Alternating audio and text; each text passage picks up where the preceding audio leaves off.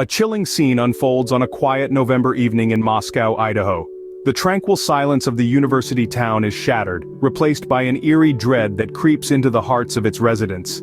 In the heart of the University of Idaho, a grim discovery awaits. 4 lives extinguished, 4 futures abruptly ended in a horrifying act of violence. The victims were students. Their bodies lay lifeless, a macabre tableau that would send shockwaves through the tight-knit community. The method of their demise?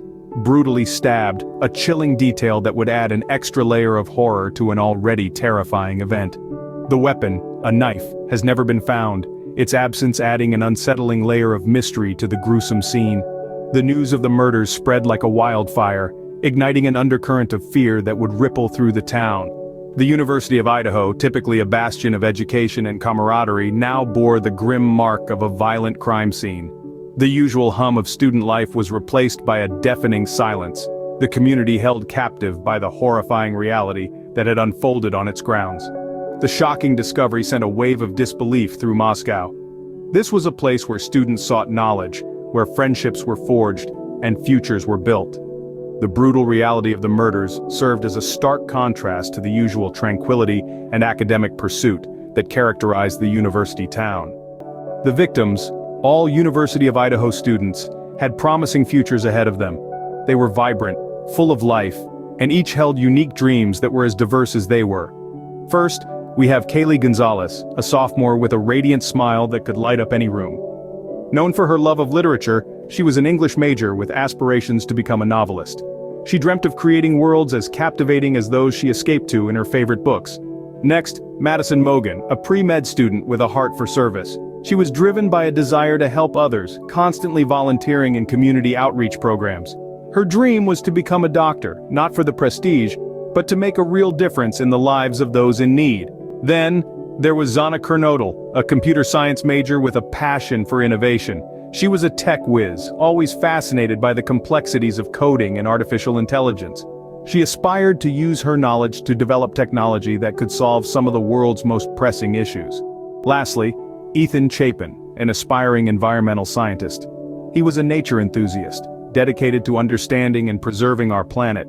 He hoped to one day contribute to sustainable solutions that would ensure a greener future for all. These were not just students, they were dreamers, leaders, and changemakers in the making. Each one held a spark, a unique potential that promised to make a difference in their own way.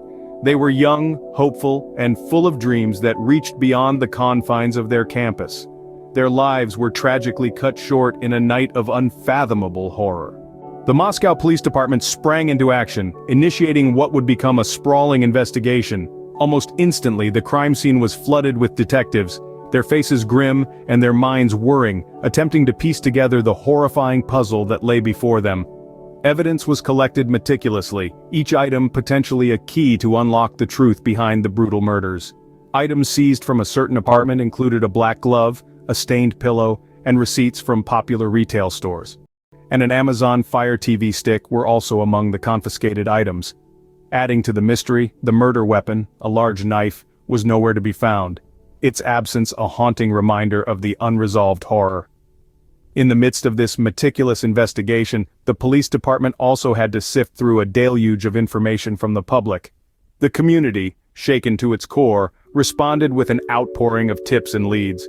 Over 19,000 tips flooded in, each one a potential breadcrumb leading to the perpetrator of this heinous act. Brian Kohberger, a criminology student from a neighboring university, became the primary focus of the investigation. A Washington State University PhD candidate, Kohberger was no stranger to the world of crime, albeit usually from a scholarly perspective. His studies revolved around the very acts he was now accused of, an irony that was not lost on the investigators. Kohberger's connection to the crime scene wasn't immediately clear. He was not a University of Idaho student, and there was no apparent link between him and the victims. However, as the investigation deepened, the threads began to weave a chilling tapestry. DNA evidence was discovered on a knife sheath found at the crime scene. The DNA was a near-perfect match to Kohberger's, a fact that was difficult to ignore. Kohberger was located and taken into custody in Pennsylvania, a staggering 2,500 miles away from the Idaho crime scene. The authorities used surveillance video, cell phone records, and license plate readers to track him down. When challenged, Kohberger claimed he was on a routine drive at the time of the murders, a solitary activity that provided no alibi. His defense attorneys objected to the state's request for an alibi, stating that Kohberger often drove alone, providing no specific location or witness for his whereabouts on the fateful night. Despite the mounting evidence, Kohberger maintained his innocence. This PhD criminology student and teaching assistant at Washington State University was now facing the grim reality of his alleged actions. The charges brought against him were as severe as the crimes he was accused of committing. Kohberger was charged with 4 counts of first-degree murder and 1 count of burglary. These charges were not merely the result of random suspicion, but were backed by evidence that pointed towards Kohberger's involvement. His DNA was found to be a near-exact match to that discovered on a knife sheath at the crime scene, suggesting his presence at the scene of the murders. When faced with these charges in court, Kohberger did not speak for himself. The judge entered a not guilty plea on his behalf. The defense argued that Kohberger, the state of Idaho, was unyielding in its pursuit of justice. Given the nature of the crimes, the state sought the harshest punishment possible, the death penalty. However, as Kohberger awaited his fate, the case took on a life of its own on social media, adding another layer of complexity to an already convoluted situation. The case quickly became a hotbed of speculation and conspiracy theories on platforms like TikTok. The digital landscape was ablaze with users posting videos, discussing various theories and even accusing innocent individuals of involvement in the crimes. It was a storm of misinformation, rapidly spreading and leaving a trail of damage in its wake. One TikToker, Ashley Gillard, took the speculation to a new level, falsely accusing University of Idaho professor Rebecca Schofield of being romantically involved with one of the victims and conspiring to commit the murders. Despite receiving cease and desist letters, Gillard continued to fan the flames of false information, leading Schofield to file a lawsuit, citing emotional distress caused by the accusations. Not only was Professor Schofield a target, but other individuals associated with the case were also wrongfully accused online. An ex-boyfriend of one of the victims and a neighbor of the students found themselves thrown into the eye of this social media storm. The Moscow Police Department, besieged with over 19,000 tips from the community, issued warnings against the spread of rumors and misinformation. As the case continues, the search for truth remains fraught with challenges and uncertainties. The answers to these unresolved questions may hold the key to justice for Kaylee, Madison, Xana, and Ethan.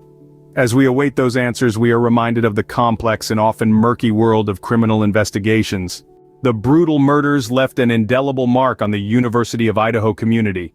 This tragedy wasn't just a story of loss, but also one of resilience. The community, while shaken, did not crumble. Instead, it rallied, drawing strength from the shared sorrow. The University of Idaho community continues to navigate this difficult journey together. They are a testament to the power of unity in the face of adversity. The fear has not been forgotten, but neither has the resolve to ensure that such a tragedy is not repeated. In the face of tragedy, the community stands united, determined to find justice for the victims. Subscribe to the Crime Canvas channel for more in-depth analysis and respectful discussions of true crime cases.